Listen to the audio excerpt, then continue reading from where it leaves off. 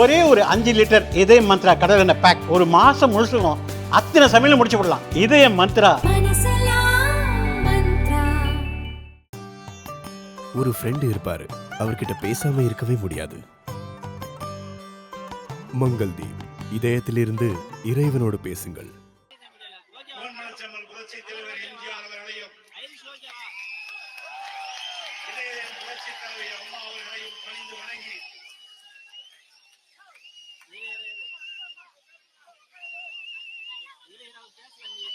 இதயம் புரட்சி தலைவி அம்மா அவருடைய பிறந்தநாள் விழா மற்றும்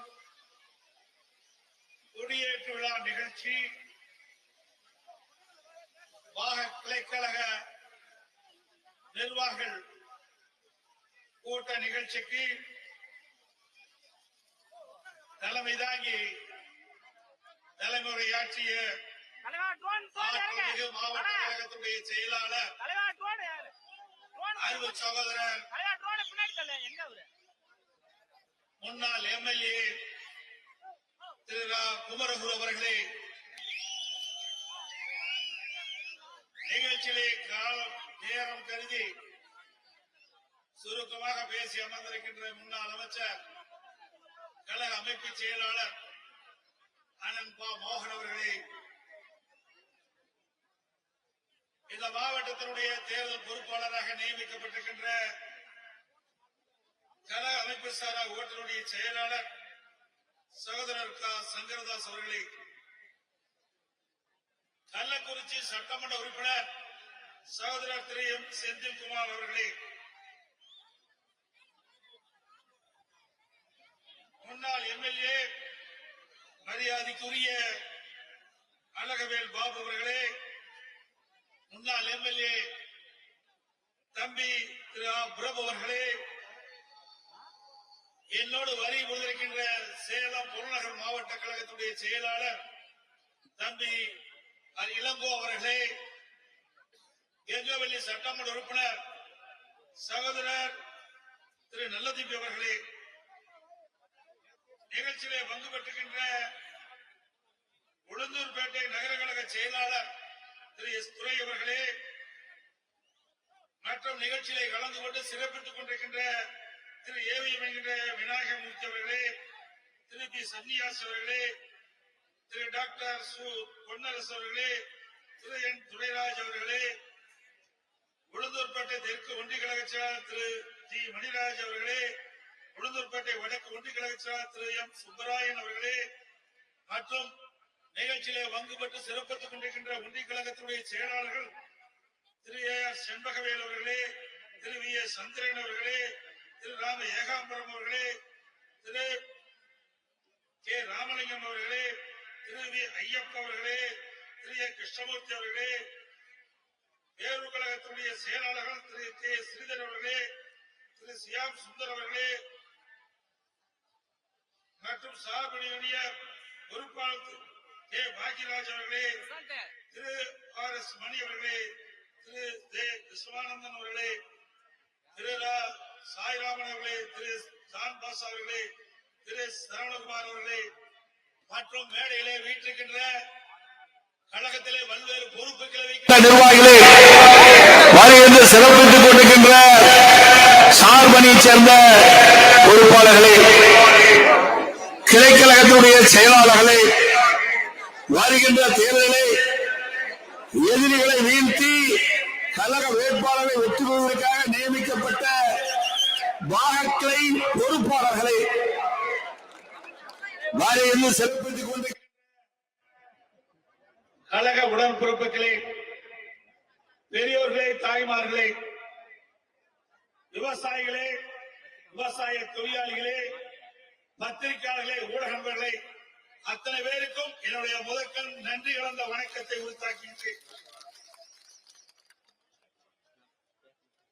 எனக்கு முன்னால உங்களுடைய மாவட்ட செயலாளர் முன்னாள் எம்எல்ஏ சகோதரர் குமரகுரு அவர்கள் நான் ஒரு 10 நிமிஷத்துல பேசிட்டு வந்தேன்னு சொல்லி மைக்க பிடிச்சாரு. அரை மணி நேரம் எடுத்து வாங்கிட்டார். அவர் மனதில் இருக்கின்ற அத்தனை குமரனும் வெளியிலே கொட்டி தீர்த்துட்டார்.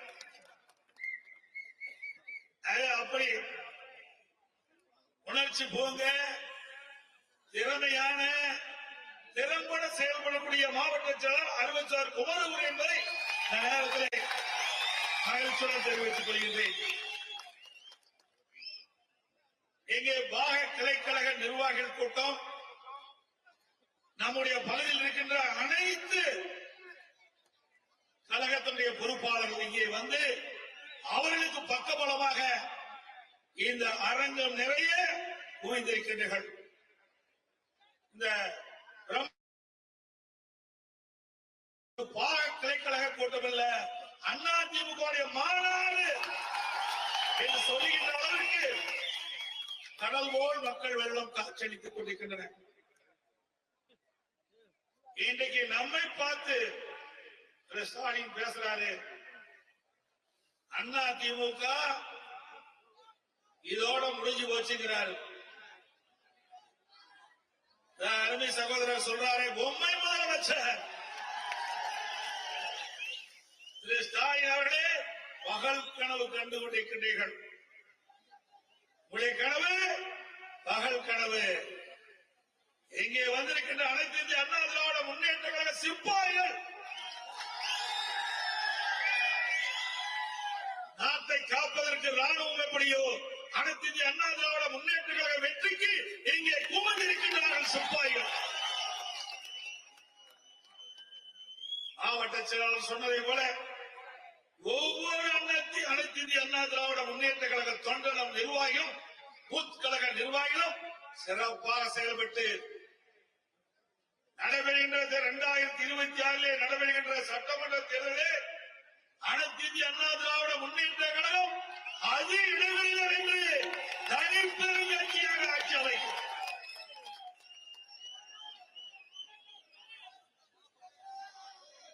இன்றைய தினம்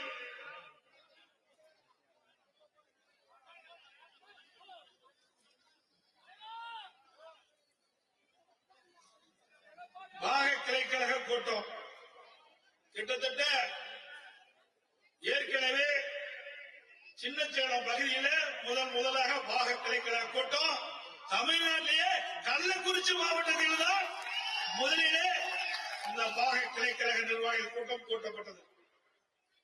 அதற்கு பிறகு இப்பொழுது இந்த உளுந்தூர்பேட்டை நகர பகுதியிலே பிரம்மாண்டமான அரங்கிலே கிட்டத்தட்ட 25,000 பேர் குழுமை இருக்கின்ற கூட்டம்.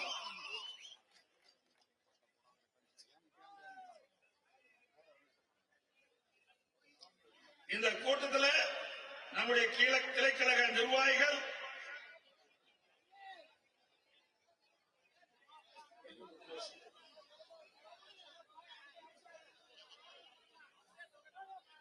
இங்கே பாக கிளைக்கழக நிர்வாகிகள் கூட்டம் மிக சிறப்பாக எழுச்சியாக நடந்து கொண்டிருக்கின்றது. அருமை சகோதரர் மாவட்ட கழக செயலாளர் சொன்னதை போல சுமார் 526 பாக கிளைக்கழக நிர்வாகிகள் இங்கே குழுமி இருக்கின்றீர்கள். அதோடு கிளைக்கழக செயலாளர்கள், வட்டக்கழக செயலாளர்கள், ஒன்றி இருக்கிற நிர்வாகிகள், முன்னாள் உள்ளாட்சி பிரதிகள், முன்னாள் கூட்டுறவு சங்க நிர்வாகிகள், இப்படி என்று ஏராளமான கழக நிர்வாகிகள் இந்த அரங்கிலே நிரம்பி வழிந்து கொண்டிருக்கிறது. கிட்டத்தட்ட 5771 பேர் இந்த பாக கிளைக்கழக நிர்வாகிகளாக இன்னைக்கு நியமிக்கப்பட்டிருக்கிறார்கள். சாதாரண விஷயம் அல்ல. ஒரு சட்டமன்ற தொகுதியிலே ஒரு வேட்பாளருக்கு ஆதரவாக சுமார் 5000 பேர் களப்பணியாற்றுகிறார்கள். இந்த 5000 பேருடைய உழைப்பால் தான் தலைமை கழகம் அறிவிக்கின்ற வேட்பாளர் வெற்றி பெற முடியும். அப்படி இந்த பாக கிளைக்கழக நிர்வாகிகள் நியமிக்கப்பட்டதுடைய நோக்கம் அறிவிச்சார் குமரகுரு சொன்னார், ஒவ்வொருவரும் குறைந்தபட்சம் 25 வாக்குகளை நாம் உங்கள் மூலமாக வேட்பாளருக்கு கிடைக்க வேண்டும். வந்திருக்கின்ற நிர்வாகிகள் ஏதோ பாக கிழக்கிழை நிர்வாகிகள் என்று நினைத்து வேண்டாம். நீங்கள் உருவாக்கப்பட்ட கட்சி இங்க இருக்கின்றீர்களே, நீங்கள் உருவாக்கப்பட்ட கட்சி. அவர்களும் இதில் ஈடுபடுத்த வேண்டும் என்பதற்காகத்தான் அவர்கள் நியமிக்கப்பட்டோம். இவ்வளவு ஆண்டு காலம் இந்த கட்சியை கட்டி காத்தவன் இங்கே இருக்கின்றீர்கள், மேடையிலே அமர்ந்திருக்கிறார்கள். பொன்மனச்செம்மல் புரட்சித் தலைவர் எம்ஜிஆர் காலத்திலிருந்து அம்மா காலத்திலிருந்து இன்று வரை இந்த இயக்கத்திற்காக உழைத்துக் கொண்டு அந்த உழைப்பால் இன்றைக்கு அனைத்து இந்திய அண்ணா திராவிட முன்னேற்ற கழகம் தமிழகத்திலே ஒரு மிகப்பெரிய கட்சியாக இன்றைக்கு விலகிக் கொண்டிருக்கிறது. இன்றைக்கு இளைஞர்கள் முக்கியம். ஒரு இயக்கம் வாழையாக தொடர வேண்டும் என்று சொன்னால் அந்த இயக்கத்திற்கு இளைஞர்கள் தேவை. அந்த இளைஞர்கள் நம்முடைய அண்ணன்மார்கள், தம்பிமார்கள், அக்காமார்கள், சகோதரிகள், அவர்களுக்கு பயிற்சி கொடுக்க வேண்டும். தனக்கு பின்னால் இந்த இயக்கம் தொடர வேண்டும். அதற்காகத்தான் பாக கிளைகளிலே நாம் உருவாக்கி. என்னை எடுத்துங்க, நான் 33 வயசுல எம்எல்ஏ ஆனேன். 33 வயதுல நான் எம்எல்ஏ ஆனேன்.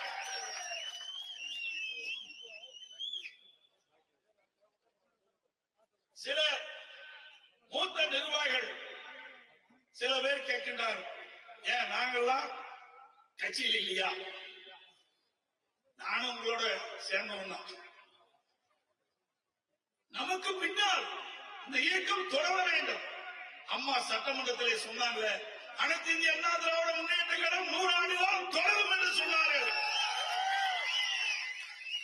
அப்படி தொடர வேண்டும் என்று சொன்னால் இளைஞர் பட்டாளங்கள் நம்முடைய இயக்கத்திற்கு வலு சேர்க்கின்ற விதமாக இருக்க வேண்டும் என்ற அடிப்படையிலே தான் நாம் இந்த பாக கிளைகளை நாம் உருவாக்கி இருக்கின்றோம். ஆகவே நம்முடைய மூத்த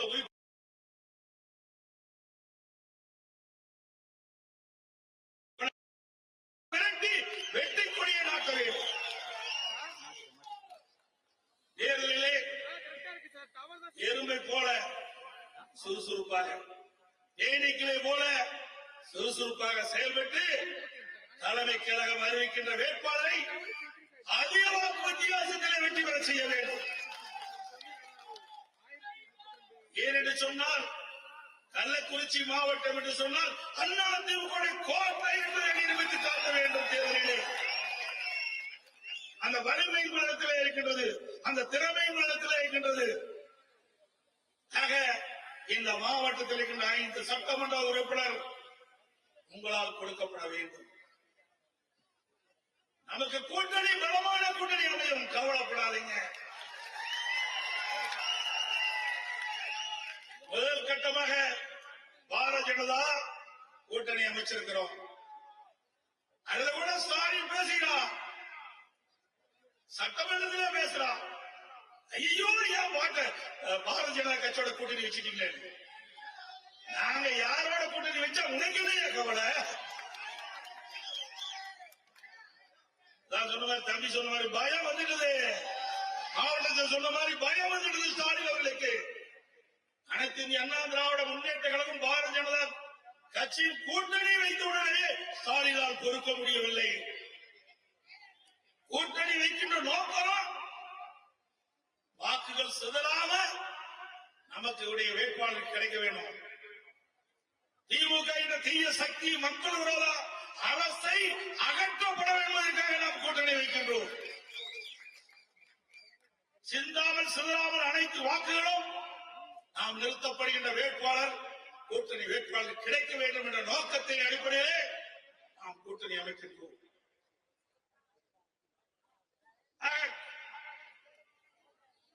பல பேர் பேசுகின்றார்கள், இன்றைக்கு எதிர்கட்சி வரிசையில் இருக்கின்றவர்கள் பேசுகின்றார்கள். ஆஹா, எடப்பாடி பழனிசாமி பாரதிய ஜனதா கட்சியோட கூட்டணி வச்சுட்டாரு. பாரதிய ஜனதா கட்சி அதிமுக கபடிகளும் செஞ்சு விடுவோம் என்று. அதிமுக ஒன்னுதான் என்ற கட்சி. அதிமுக சுமார் 31 ஆண்டு காலம் தமிழகத்தில் ஆட்சி புரிந்த கட்சி. எந்த கொம்பனாலும் அண்ணா திமுகவை கபலீகரம் செய்ய முடியாது. இது உணர்வுபூர்வமான கட்சி. ஒவ்வொரு தொண்டனும் உடம்பிலே ஓடுவது அண்ணா திமுக ரத்தம். அண்ணா திமுகவை அழிக்க பொன்மனச்செம்மல் புரட்சித் தலைவர் ஆட்சி காலத்திலே, புரட்சித் தலைவர் இருக்கின்ற காலத்திலே திரு கருணாநிதி எவ்வளவு முயற்சி செய்தார். அத்தனையும் தூள் தூளாக உடைத்த தலைவர் பொன்மனச்செம்மல் புரட்சித் தலைவர் எம்ஜிஆர். எம்ஜிஆர் மறைவுக்கு பிறகு திரு கருணாநிதி அவர்கள் எவ்வளவு முயற்சி செய்தார். அத்தனை முயற்சியும் முறியடித்த தலைவி நம்முடைய இளைஞர் புரட்சி தலைவி அம்மா. எவ்வளவு பிரச்சனை உருவாக்கினார்கள் அம்மா. இந்த இயக்கத்தை கொண்ட போது புரட்சி தலைவர் எம்ஜிஆர் மறைவுக்கு பிறகு இயக்கம் இரண்டாக பிளவுபட்ட போது எப்படியாவது கருணாநிதி துடித்துக் கொண்டிருந்தால் அண்ணா திமுக அழிப்பதற்கு.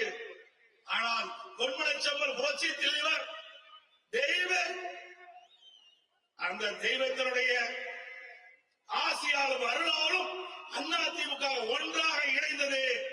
அம்மா மக்களால் மிகப்பெரிய வெற்றி பெற்று ஆட்சி அமைத்தார்கள்.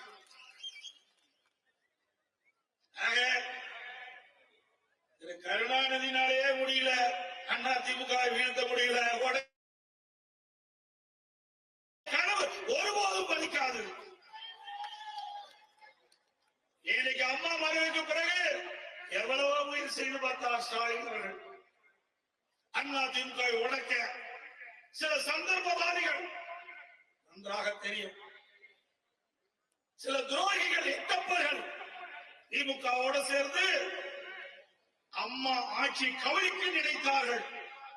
மக்களால், மக்களுடைய ஆதரவாளர் அண்ணா திமுக சட்டமன்ற உறுப்பினர்கள் சட்டமன்றத்திலே பெரும்பான்மை நிரூபிக்கப்பட்டு அண்ணா திமுக ஆட்சியை தொடர வைத்தோம். அப்பொழுது கூட ஸ்டாலின் பொறுக்க முடியாம சட்டை கிழிச்சிட்டு வெளியில போன. அண்ணா திமுக உடைக்க நினைத்தவர்களை சட்டை கிழித்துக் கொண்டு வெளியேறிய காட்சி எல்லா தொலைக்காட்சியிலும் வந்தது. ஸ்டாலின் அவர்களே, அண்ணா திமுகவை ஒருபோதும் வீழ்த்த முடியாது. எப்பொழுது பார்த்தாலும் பேசுவார். அண்ணா திமுக எடப்பாடி பழனிசாமி பொறுப்பேற்று 10 தேர்தலிலே தோல்வி அடைந்து விட்டது என்று சொல்லுவீர்கள், சொல்லிக் கொண்டிருக்கின்றார். ஸ்டாலின் அவர்களே, 2011 2021 வரை எத்தனை முறை நீங்கள் தோல்வி விட்டீர்கள் என்பதை எண்ணி பார்க்க வேண்டும். 2011 எதிர்கட்சி வரிசையில் கூட அமர முடியாத கட்சி திமுக கட்சி. எங்களை பார்த்து விமர்சனம் செய்வதற்கு எல்லளவும் உங்களுக்கு தகுதி இல்லை. இன்றைக்கு தேர்தல் நேரத்திலே திமுக எவ்வளவு அறிவிப்புகளை கொடுத்தீங்க, கொஞ்சம் அறிவிப்பா கொடுத்தீங்க. மக்களை ஏமாற்றுவதற்காக சுமார் 525 அறிவிப்புகளை நீங்க வெளியிட்டீங்க. எத்தனை அறிவிப்புகளை நிறைவேற்றுகிறீங்க? அத்தனையும் பொய்யான வாக்குறுதி. மக்களை ஏமாற்றி கவர்ச்சிகரமாக பேசி பொருளாதாரத்தின் வழியாக ஆட்சிக்கு வந்த கட்சி தானே திமுக கட்சி. திமுக முதலமைச்சர் திரு ஸ்டாலின் அவர்கள் நேர்மையாக மக்களை சந்தித்து பேசி உண்மையை சொல்லியா நீங்க ஆட்சிக்கு வந்தீங்க? இல்லையே, அத்தனையும் பொய். உங்களுடைய ஆட்சியில முக்கியமான அறிவிப்பு பெட்ரோல் டீசல் குறைச்சாங்களா? குறைச்சாங்களே. பெட்ரோலுக்கு மட்டும் ஒரு 3 ரூபாய் குறைச்சிட்டு விட்டுட்டாங்க. டீசலுக்கு 4 ரூபாய் குறைக்கிறாங்க, குறைக்கவே இல்லை. இது வரைக்கும் குறைச்சிட்டாங்களா? ரேஷன் கடையில 1 கிலோ சர்க்கரைக்கு பதிலா கூடுதலா 1 கிலோ சர்க்கரை கொடுப்போம் சொன்னாங்க. கூடுதலா 1 கிலோ சர்க்கரை கொடுக்கறாங்களா? அப்புறம் 100 நாள் வேலை திட்டம் 150 நாளா உயர்த்துன்னு சொல்றாங்க. நீ 150 நாளா உயர்த்தாட்டி பரவாயில்ல, ஏற்கனவே 100 நாள் வேலை புரிந்த அந்த பெண் ஊழியருடைய அந்த நாளை குறைச்சிட்டீங்க. பல ஊராட்சி கடையில 100 நாள் வேலை திட்டம் இப்ப 50 நாள் வேலை திட்டம் ஆயிட்டு. எப்படி நம்முடைய மகளிரை ஏமாற்றி வாக்குகளை பெற்ற கட்சி திமுக கட்சி. தேர்தலில் உங்களுடைய வாக்குறுதி திமுக ஆட்சிக்கு வந்தா 100 நாளில் 100 நாள் இருந்து 150 நாளாக உயர்த்தப்படும் சொன்னீங்க. அந்த 100 நாள் வேலை திட்டத்தில் பணிபுரிகின்ற பெண் ஊழியர்களுக்கு ஊதியம் உயர்த்தி வழங்கப்படும் சொன்னீங்க. அதுவும் செய்யல. ஒவ்வொரு மாதமும் கேஸ் சிலிண்டருக்கு 100 ரூபாய் மானியம் கொடுக்கறாங்க. கொடுக்கறாங்களா? சொல்லுங்க, கொடுக்கறாங்களா? ஏமாத்திட்டாங்களா? அப்புறம் நம்முடைய ஏழை மாணவர்கள் கல்வி கற்பதற்காக வங்கியிலே கடன் வாங்கினாங்க. அந்த கடனை ரத்து செய்வோம் என்று தேர்தல் அறிக்கையில திமுக குறிப்பிட்டிருந்தது. அந்த கல்வி கடனை ரத்து செஞ்சாங்களா? இல்ல. திமுக ஆட்சிகளுடன் நீட் தேர்வு ரத்து, முதல் கையெழுத்து நீட் தேர்வு ரத்து பண்ணாங்களா? முதியோர்களுக்கு அவர்கள் வாங்கப்படுகின்ற முதியோர் உதவித்தொகை உயர்த்தி கொடுத்தாங்க. அதுவும் உயர்த்தல. அதோட அரசு ஊழியர்களுக்கு பழைய ஓய்வு திட்டம் கொண்டு வர சொன்னாங்க. அந்த அரசு ஊழியருக்கும் நாமத்தை போட்ட முதலமைச்சர் தான் இன்றைய முதலமைச்சர் ஸ்டாலின். பிறகு படிக்க வைக்கிறோம். அவர்கள் பட்டப்படிப்பு படிக்கிறாங்க. படித்த இளைஞர்களுக்கு வேலைவாய்ப்பு தருவோம் என்று சொல்லி அரசாங்கத்தில் இருக்கின்ற 4 லட்சம் காலி பணியிடங்கள் நிரப்புன்னு தேர்தல் அறிக்கையில் சொன்னாங்க. இதுவரைக்கும் 50,000 பேர் தான் நியமிச்சிருக்கிறாங்க. 50,000 பேர் தான் இன்றைக்கு அரசு ஊழியர்களாக உதவிகளாக நியமிக்கப்பட்டிருக்கிறாங்க. இந்த 4 வருட காலத்துல கிட்டத்தட்ட 1 லட்சம் பேர் இன்றைக்கு பணி ஓய்வு பெற்றுட்டாங்க. ஆக 5 லட்சம் ஆயிடுது. ஆனா 50,000 பேர் தான் இன்னைக்கு நம்முடைய இளைஞர்களுக்கு வேலை வாய்ப்பு கொடுக்கும் சொல்லி இருக்கிறாங்க. ஆக அந்த வாக்குறுதியும் பொய். மாத ஒருமுறை மின்கட்டணம் சொன்னாங்க, செஞ்சிருக்காங்களா? மாத ஒருமுறை மின்கட்டணம் செஞ்சிருக்காங்களா? ஆக எவ்வளவோ பொய், லட்ச பொய். அதோட இன்றைக்கு திமுக ஆட்சிக்கு வந்த உடனே விலைவாசி உயர்ந்து போச்சு. பெண்ணை முட்டுகின்ற அளவுக்கு விலைவாசி உயர்வு, வேலையில்லா திண்டாட்டம். இதற்கிடையில மின்சார கட்டணம் உயர்வு, வீட்டு வரி நகரத்தில் உயர்வு, கடவரி உயர்வு, கவர் மின் கட்டண உயர்வு, குடிநீர் வரி உயர்வு. இப்படி வரி மேல் வரி போட்டு மக்களை வாட்டி வரைக்கின்ற அரசாங்கம் திமுக அரசாங்கம். அதோட இந்த தினம் நீங்க பாத்தீங்கன்னா இந்த பகுதியெல்லாம் விவசாயிகள் நிறைந்த பகுதி. விவசாயிகளுக்கு ஏதாவது செஞ்சிருக்காங்களா? செஞ்சிருக்காங்களா? அண்ணா திமுக ஆட்சி இருக்கின்ற பொழுது விவசாயிகள் தன்னுடைய பம்பு செட் 24 மணி நேரம் மும்முனை மின்சாரத்தை கொடுத்தோம். மும்முனை மின்சாரம், கரண்ட். விவசாய பம்பு செட்டுக்கு எப்பொழுது வேணாலும் விவசாயி போய் பம்பு செட் இயக்கலாம். இப்ப அதுவும் இல்ல. வறட்சி 2248 கோடி கொடுத்த வறட்சி பாதிக்கப்பட்ட விவசாயிகளுக்கு. பயிர் காப்பீட்டு திட்டம், இன்சூரன்ஸ் திட்டம். இந்தியாவிலேயே வறட்சியால் பாதிக்கப்பட்ட விவசாயிகளுக்கு பயிர் காப்பீட்டு திட்டத்தின் மூலமாக அதிக இழப்பீட்டு தொகை பெற்றுத்தந்த ஒரே அரசாங்கம் அதிமுக அரசாங்கம்.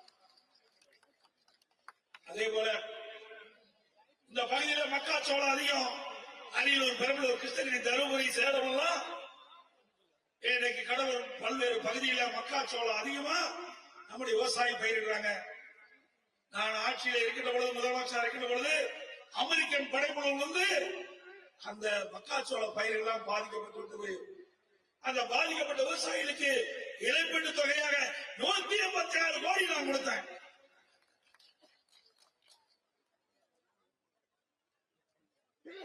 அடுத்த ஆண்டு அதோட மக்காச்சோளம் பயிரிட்ட அந்த விவசாயிகளுக்கு அமெரிக்கன் படைப்புழு விழுந்தவுடனே எங்கெல்லாம் அந்த அமெரிக்கன் படைப்புழு விழுந்ததோ அந்த விவசாய தோட்டத்திலே அரசாங்கமே பூச்சிக்கொல்லி மருந்து 48 கோடிகளை அடித்து அந்த விவசாயிகளுடைய பயிரை காப்பாற்றி அரசாங்கம் இப்படி ஏதாவது ஒன்னாவது நீ செஞ்சிருக்கியா சொல்லுங்க பார்க்கலாம். பயிர்க்கடை விவசாயிகளாகிய பயிர்க்கடை நம்முடைய தொடக்க வேளாண்மை கூட்டுறவுகளை தள்ளுபடி செஞ்சது நாம. திமுக ஒரு அறிக்கை வெளியிட்டாங்க தேர்தல் நேரத்தில் 5 சவரனுக்கு குறைவாக நகை வைத்தீர்கள். தொடக்க வேளாண்மை கூட்டுறவு கூட்டுறவு அமைப்பிலே அடமானம் வைத்து அந்த நகையை வைத்து பணத்தை பெற்றுக் கொள்ளலாம் என்று நம்முடைய மகளிரும் பார்த்தாங்க. ஆகா, திரு ஸ்டாலின் முதலமைச்சராக வந்தா 5 பவுன் கொண்டு போய் வச்சா நமக்கு பணம் கிடைக்கும் அப்படின்னு எண்ணிட்டு போய் 10 பவுன் 2ஆ வெட்டி 3ஆ வெட்டி 3 பேருக்கு மேல கொண்டு போய் சொசைட்டில வச்சாங்க. திரு ஸ்டாலின் ஆட்சிக்கு வந்தார். எவ்வளவு பேர் கணக்கு போட்டாங்க? 48 லட்சம் பேர் இந்த 5 சவரனுக்கு குறைவாக தொடக்க வேளாண்மை கூட்டுறவு வங்கியிலே அவர்களுடைய நகையை வச்சு பணத்தை எதிர்பார்த்துட்டு இருந்தாங்க.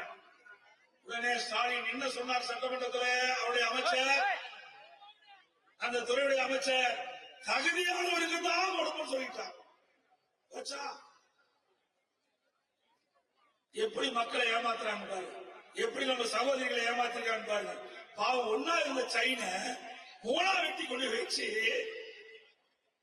அவனுக்கு தகுதியானவருக்கு தான் கொடுப்போம் சொல்லி முதலே அறிவிச்சிருந்தா நம்முடைய தாய்மார்களும் நம்முடைய சகோதரிகளும் கூட்டமைப்புல வச்சிருக்க மாட்டாங்க.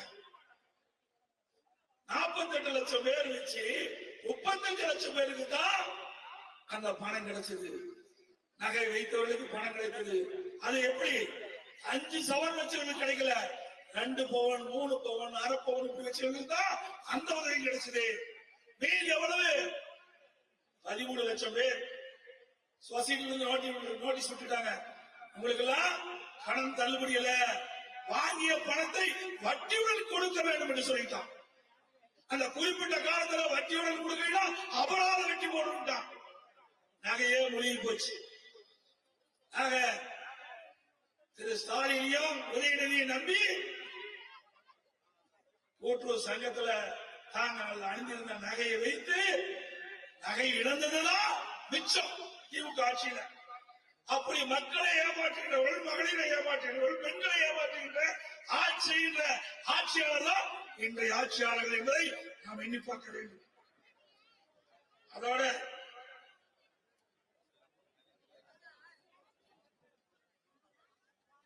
இன்னொன்னு, எப்ப பார்த்தாலும் ஸ்டாலினுடைய ஆட்சியில கொலை, கொள்ளை, திருட்டு, வழிப்பறிவு நடக்காத நாடே இல்லை.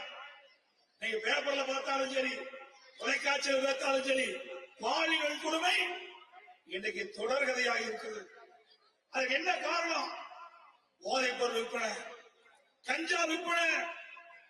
இன்றைக்கு தமிழகத்தில் கஞ்சா போதைப் பொருள் தாராளமா எல்லா இடத்துலையும் கிடைக்கும். கிடைக்காத இடமே இல்லை.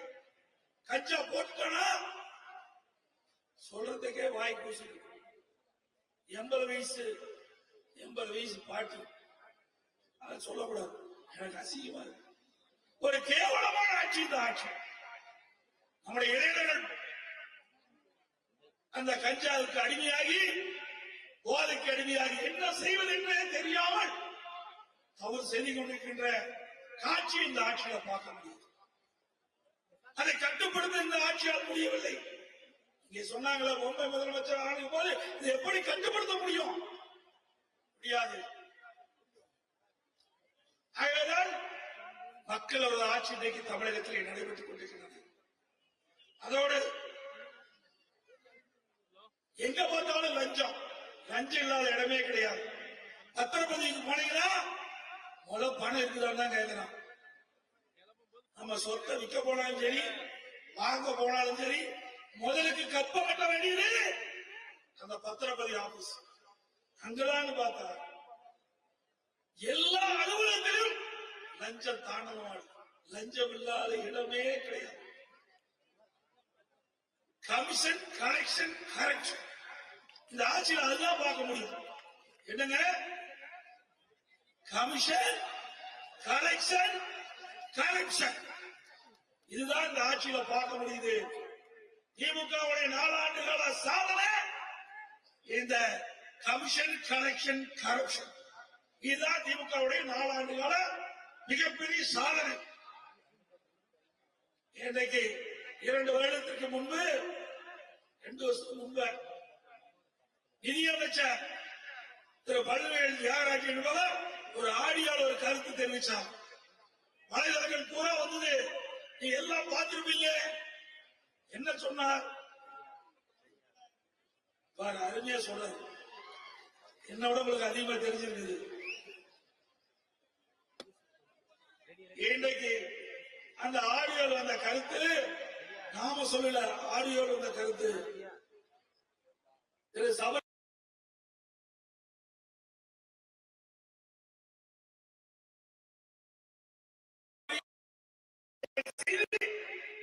ஒரு நிதியமைச்சர் மூலமாக வலைதளங்களிலே அந்த செய்தி.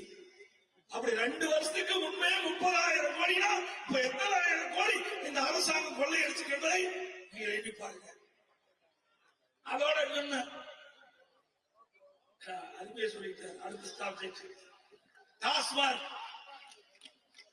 10 ரூபா. 10 ரூபாய்னா யாருங்க? ஓ 10 ரூபா பாலாஜா. நாங்க சொல்லல, மக்கள் சொல்றாங்க.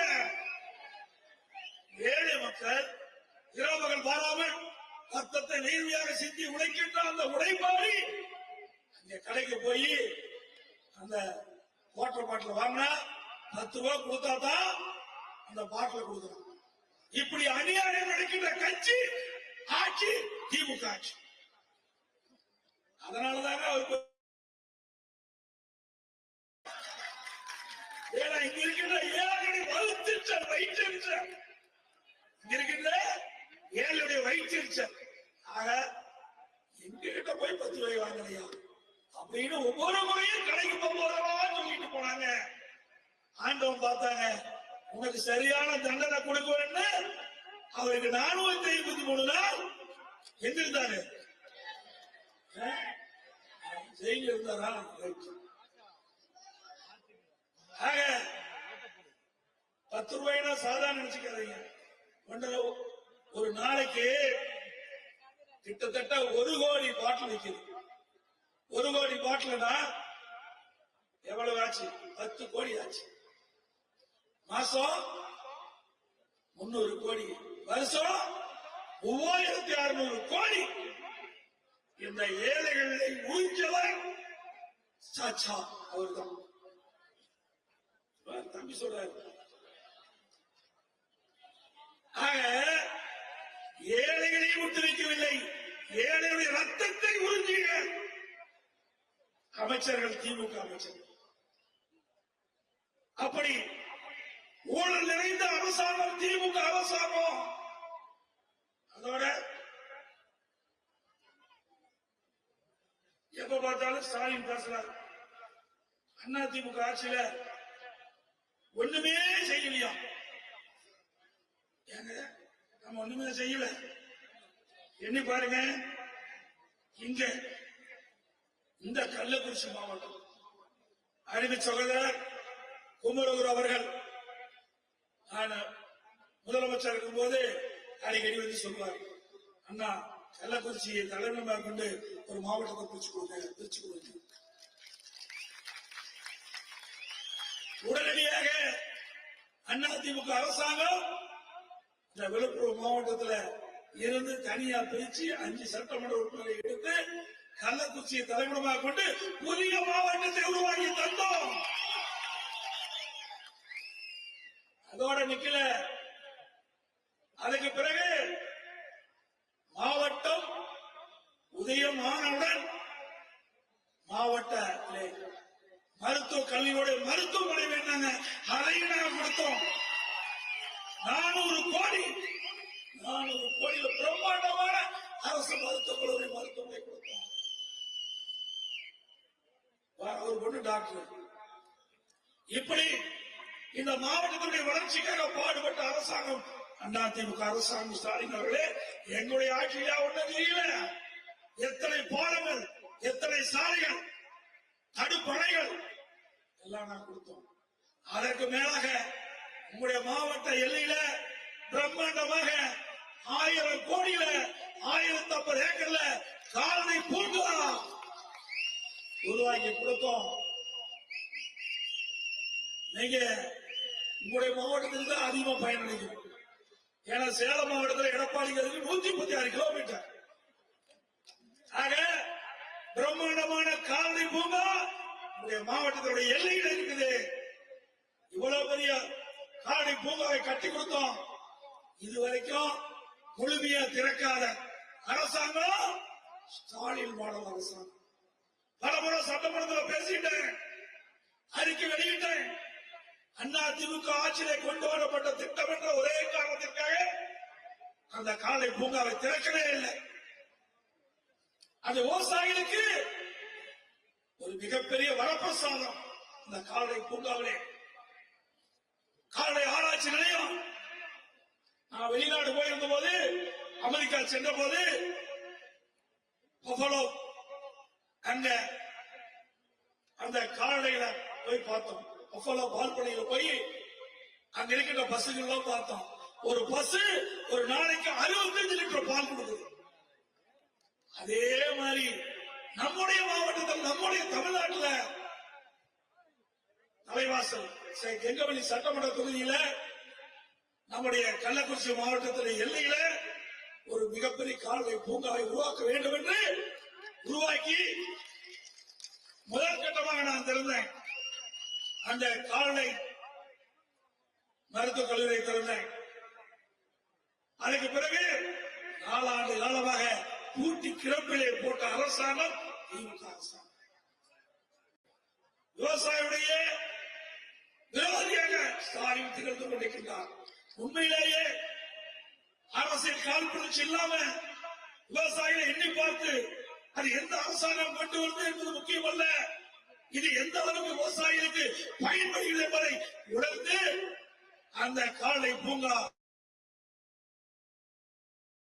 கொண்டு வந்திருந்தால் இன்றைக்கு கலப்பின பசுகளை உருவாக்கி கள்ளக்குறிச்சி மாவட்டத்தில் விவசாயிகளுக்கு இலவசமாக கொடுத்திருப்போம். அப்படியே கலப்பின பசு ஒரு நாளைக்கு 40 லிட்டர் பால் கறக்கும்.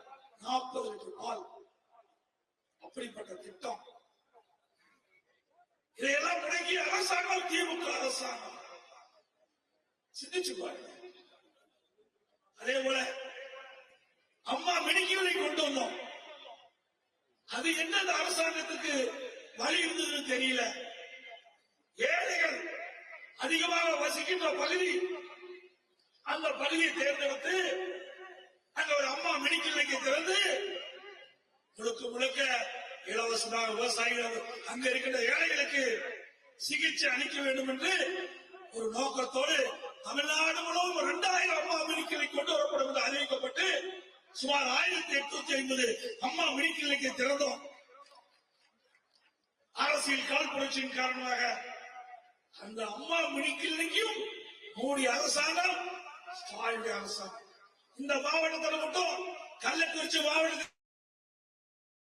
மட்டும் 10 மெடிக்கல்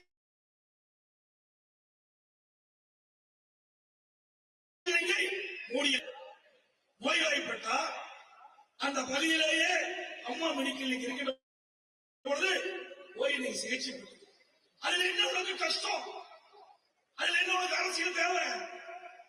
எப்படி திமுக ஆட்சியிலே கொண்டு வரப்பட்ட திட்டங்கள் ஒவ்வொன்றாக முடக்கிய அரசாங்கம் விடியா திமுக அரசாங்கம். அதோட மருத்துவமனையில முழுமையா மருத்துவர் இல்ல, செவிலியர் இல்ல, மருத்துவ உதவியாளர் இல்ல, இப்படி அவ்வளவு நில தமிழகத்திலே விளங்குது. மருந்து இல்ல, அரசு மருத்துவமனையில மாத்திரை இல்ல.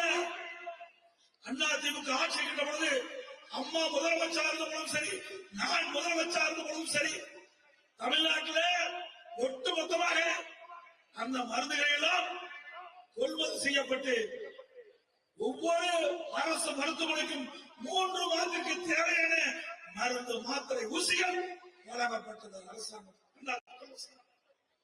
நம்முடைய அரசாங்கத்தில் ஏழை மக்கள் தான் நம்முடைய அரசு மருத்துவமனைக்கு போறாங்க. அப்படி ஏழை மக்கள் நோய்வாய்ப்பட்டு போகின்ற பொழுது அவர்களுக்கு தேவையான சிகிச்சை அளிக்கின்ற பொழுது அவர்களுக்கு மாத்திரை மருந்து ஊசி எதுவுமே இல்லாத ஒரு அவல நிலை ஆட்சியை சிந்திச்சு பாருங்க, எவ்வளவு மோசம். அதோட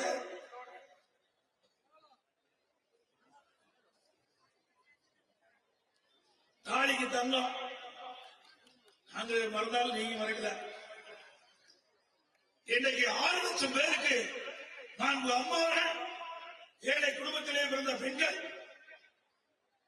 அவர்கள் 50,000 25,000 திருமண உதவி திட்டம், ஒரு பவுன் அம்மாவுடைய ஆட்சியிலே கொடுக்கப்பட்டது. இன்னைக்கு பவுன் என்ன விலைங்க? 74,000 ரூபாய் நினைக்கிறேன். ஒரு லிஸ்ட் வந்துடும்.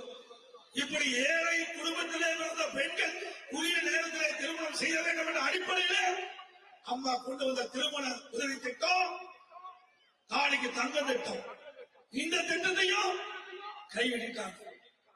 நம்முடைய குழந்தைகள் அறிவுபூர்வமான கல்வி கிடைப்பதற்காக மடிக்கணினி கொடுத்தோம், அந்த மடிக்கணினியும் கைவிட்டாங்க. இன்னைக்கு அதிமுக ஆட்சி இருக்கின்ற வரை அம்மா துவக்கப்பட்ட திட்டம், அம்மா மலைக்கு பிறகு அந்த திட்டம் தொடர்ந்தது. சுமார் 52,30,000 பேருக்கு நாங்க விலையெல்லாம் மடிக்கணினி கொடுத்தோம். இதற்காக சுமார் 7,500 கோடி அரசாங்கம் நிதி ஒதுக்கியது. ஸ்டாலின் அவர்களே, இவ்வளவு திட்டங்கள் நாம் கொடுத்தோம். அதே போல கிராமத்தில் இருக்கின்ற ஏழை பெண்கள் சுயமாக அவர்கள் பொருளாதாரம் ஈட்ட என்பதற்காக விலையில ஆடுகள் கொடுத்தோம், கறவை மாடுகள் கொடுத்தோம். அதெல்லாம் கொடுக்கவே இல்லையா? இல்ல, கை வச்சுட்டாங்க.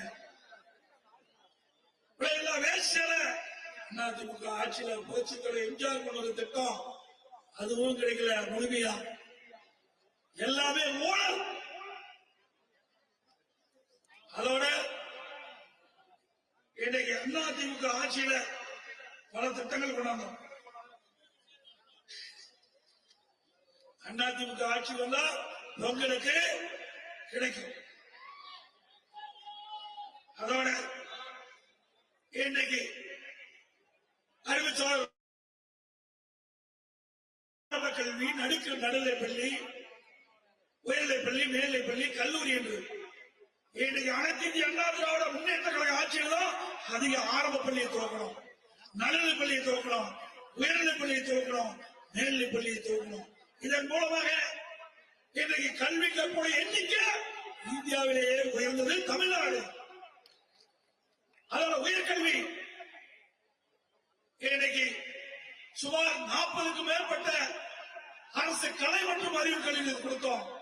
ஒரே ஆண்டில் 11 மருத்துவக் கல்லூரி மருத்துவமனை கொண்டு வந்தோம், 7 சட்டக்கல்லூரி கொண்டு வந்தோம், 3 கால்நடை மருத்துவக் கல்லூரி கொண்டு வந்தோம், பொறியியல் கல்லூரி, வேளாண்மை கல்லூரி, பாலிடெக்னிக், ஐடி கல்லூரி, ஏராளமான கல்லூரிகளை திறந்து ஏழை எளிய குடும்பத்திலே பிறந்த மாணவ மாணவி குறைந்த கட்டணத்திலே உயர்வு கல்வி படித்த ஒரே அரசாங்கம் அதிமுக அரசாங்கம். இன்னைக்கு மத்திய அரசாங்கம் நிர்ணயிச்சாங்க 2029-30 உயர்கல்வி படிக்கக்கூடிய எண்ணிக்கை 2019-20 நாம சாதிச்சோம். அது மட்டுமல்லைங்க, இன்னைக்கு நம்முடைய பல துறைகளில இந்திய அளவில் சாதனை படைச்சோம். தேசிய விருதுகளை வாங்கணும். உள்ளாட்சியில 140 தேசிய விருதுகளை வாங்கணும். விவசாயத்துல கிறிஸ் கர்மான் அந்த விருதை நம்ம வாங்கணும். உறுப்பு மாற்று அறுவை சிகிச்சை தொடர்ந்து 5 ஆண்டு காலம் விருதுகளை பெற்றோம். அதே போல சமூக துறையில வாங்கணும், போக்குவரத்து துறையில, மின்சார துறையில, இப்படி துறை வாரியாக சிறந்த நிர்வாக திறமை பெற்று அரசாங்கம் என்று பெயர் பெற்று தேசிய அளவில் விருதுகளை பெற்று ஒரு சிறந்த ஆட்சி என்பதை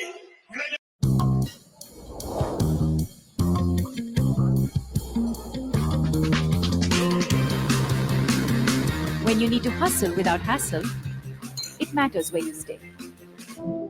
Hilton for the stay.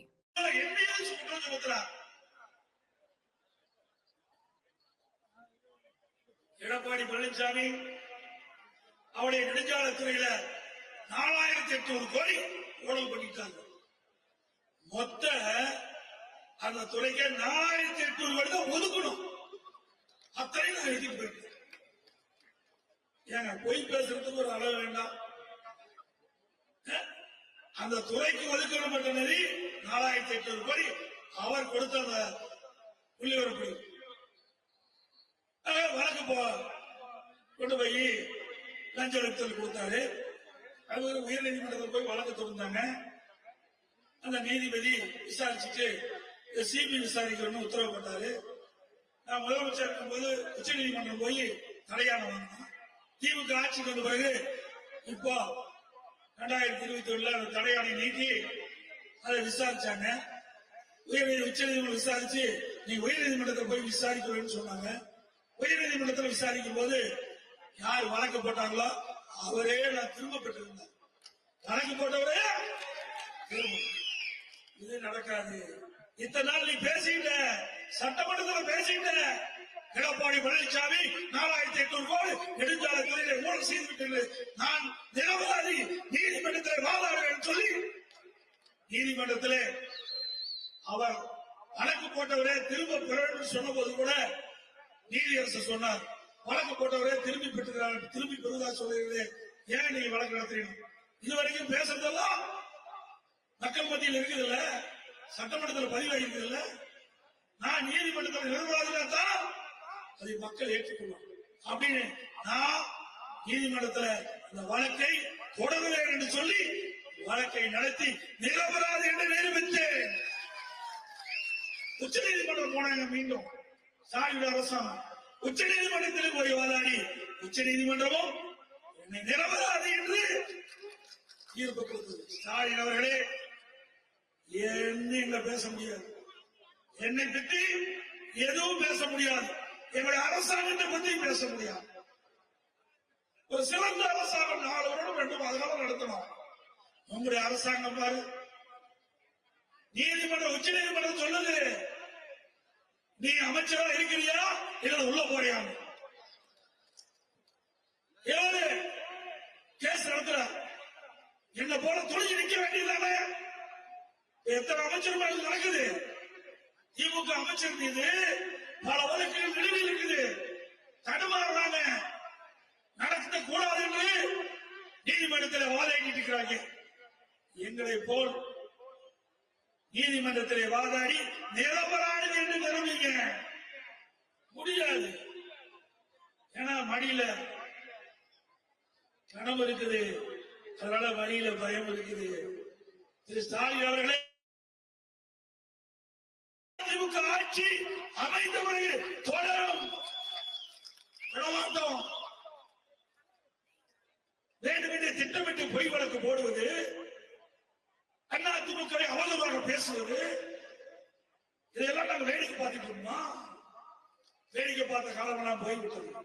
அன்றைக்கு இருந்த பழனிசாமி வேற, இனிமேல் பார்க்கின்ற பழனிசாமி வேற. ஏனென்றால் முதலாக நான் முதலமைச்சராக மக்களால் சட்டமன்றமாக தேர்ந்தெடுக்கப்பட்டேன். ஒரு நல்ல ஆட்சி தர வேண்டும் என்று எண்ணினேன். ஒரு சிறந்த அரசாங்கமாக இருக்க வேண்டும் என்று எண்ணினேன். அதனால மத்தெல்லாம் பார்க்கல, அதற்காக நான் செலவழிக்கல. முழுக்க மக்களுக்கு நன்மை செய்ய வேண்டும் என்ற ஒரே எண்ணத்தின் போய் இரவுகள் மாறாமல் திட்டங்களை போட்டு திட்டங்கள் மூலமாக மக்களுக்கு நன்மை கிடைக்கப்பட்டது. அதனால இவ்வளவு திட்டங்கள் நிறைவேற்றப்பட்டது. இன்னைக்கு திமுக ஆட்சியில என்ன செஞ்சிருக்கிறாங்க? எந்த திட்டமும் இல்ல. கள்ளக்குறிச்சியில் ஏதாவது கொண்டு வந்திருக்காங்களா? 4 ஆண்டு காலத்துல ஏதாவது ஒரு பெரிய திட்டத்தை கொண்டு வந்திருக்காங்களா? எதுவுமே இல்ல. இங்க மட்டும் இல்ல, தமிழ்நாட்டில் எந்த மாவட்டத்திலும் இல்ல. ஒன்னே மட்டும் செய்யறார். அங்கங்க ஒரு நூலகத்தை கட்டுறார், அவர் அப்பா பெயர் வைக்கிறார். அங்கங்க நம்முடைய வரிப்படத்துல நூலகத்தை கட்டி அவர் அப்பா பெயரை வச்சுட்டு போறார். அதோட அவரோட வேலை முடிஞ்சு போச்சு. அப்புறம் தினம் ஒரு திட்டத்தை அறிவிக்கிறது. நம்முடைய தொலைக்காட்சி நபர்கள், பத்திரிகை நபர்கள் அழகா போட்டோ எடுத்து போட்டோ ஷூட் போட்டுவார். அதுல தவறாம நாள்தோறும் யார் படம் வருதோ இல்லையோ ஸ்டாலின் படம் வரும். ஆனா அது மக்களுக்கு எந்த நன்மையும் கிடையாது. அதோட ஒரு திட்டத்தை அறிவிப்பார், ஒரு குழு போடுவார். ஒரு திட்டத்தை அறிவிச்சு ஒரு குழு போடுவார். அப்படி 52 குழு போட்ட ஒரே அரசாங்கம் ஸ்டாலின் அரசாங்கம். இதுவரைக்கும் என்ன திட்டத்தை நிறைவேற்றிருக்கிறார்? எதுவுமே கிடையாது. முழுக்க முழுக்க விளம்பரமான அரசாங்கம் திமுக அரசாங்கம். ஆகவே வருகின்ற 2026 சட்டமன்ற தேர்தலில் திமுக என்ற அந்த கட்சி இதுக்கு மூடுவதாகின்ற தேர்தலாக இருக்க வேண்டும். திமுக என்ற அராசக ஆட்சி, தீய சக்தி திமுக, இந்த அரசாங்கத்தை அகற்றுகின்ற தேர்தலாக இருக்க வேண்டும். அதற்காக வந்திருக்கிற பாகக்கலை நிர்வாகிகள், கழகத்தில் இருக்கிற அத்தனை நிர்வாகிகள் இரவு என்றும் பகல் என்றும் பாராமல் அயராத உழைத்து நம்முடைய வெற்றி வேட்பாளர்களை வெற்றி பெற செய்ய வேண்டும் என்று இருகிற கூப்பி வேண்டி உங்களை கேட்டுக் கொண்டிருக்கிறேன். இன்னைக்கு கழகத்திற்கு சரி, தமிழ்நாட்டிற்கே முன்மாதிரியாக இருக்கின்ற மாவட்டம் கள்ளக்குறிச்சி மாவட்டம். அப்படிப்பட்ட மாவட்டம் 100% வெற்றியை நீங்கள் ஈட்டி தர வேண்டும் என்று அன்போடு உங்களை கேட்டுக்கொள்கிறேன். அதற்காக இப்பொழுதே கழக பணியிலே ஈடுபடுத்த வேண்டும். நமக்கு கிடைக்கின்ற வாக்குகள் சிந்தாமல் சிதறாமல் அத்தனையும் நம்முடைய வேட்பாளருக்கு கிடைக்க அது பாடுபட வேண்டும் என்ற அன்போடு உங்களை கேட்டு விடைபெறுகின்றேன். நன்றி, வணக்கம்.